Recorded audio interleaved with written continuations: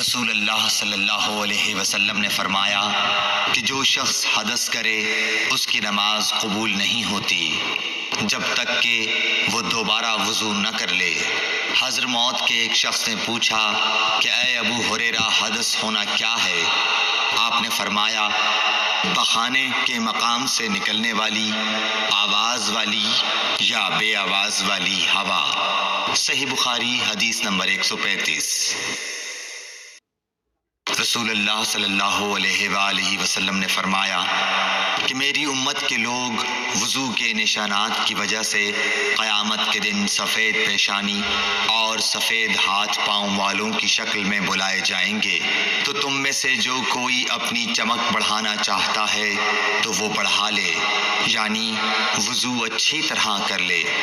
صحیح بخاری حدیث نمبر 136۔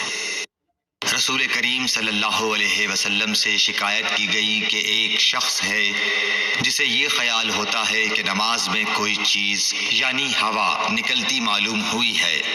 آپ صلی اللہ علیہ وسلم نے فرمایا کہ نماز سے نہ پھرے یا نہ مڑے جب تک آواز نہ سنے یا بو نہ پائے۔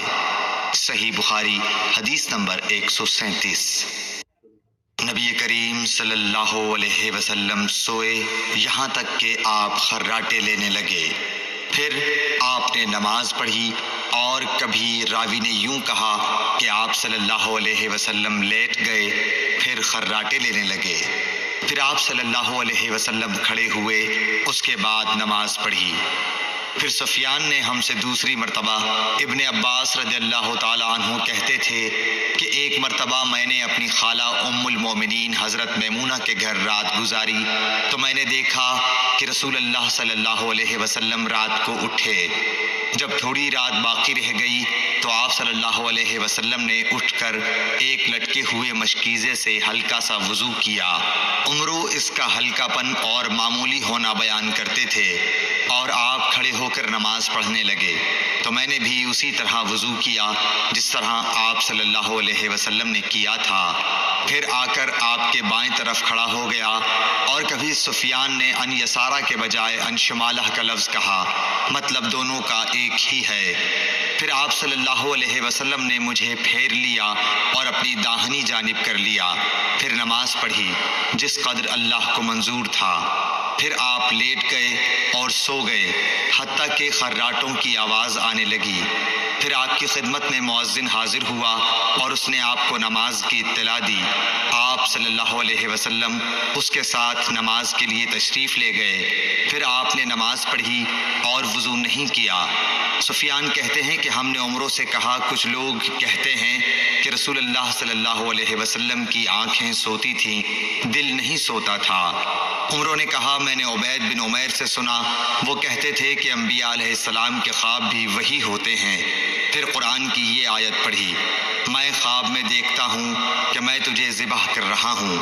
صحیح بخاری حدیث نمبر 138۔ رسول اللہ صلی اللہ علیہ وسلم میدان عرفات سے واپس ہوئے۔ جب گھاٹی میں پہنچے تو آپ اتر گئے۔ آپ نے پہلے پیشاب کیا، پھر وضو کیا اور خوب اچھی طرح نہیں کیا۔ تب میں نے کہا یا رسول اللہ، نماز کا وقت آ گیا۔ آپ صلی اللہ علیہ وسلم نے فرمایا نماز آگے ہے، یعنی مزدلفہ چل کر پڑھیں گے۔ جب مزدلفہ میں پہنچے تو آپ نے خوب اچھی طرح وضو کیا، پھر جماعت کھڑی کی گئی۔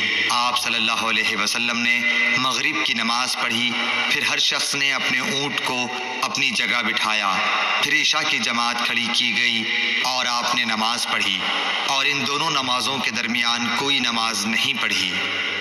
صحیح بخاری حدیث نمبر 139۔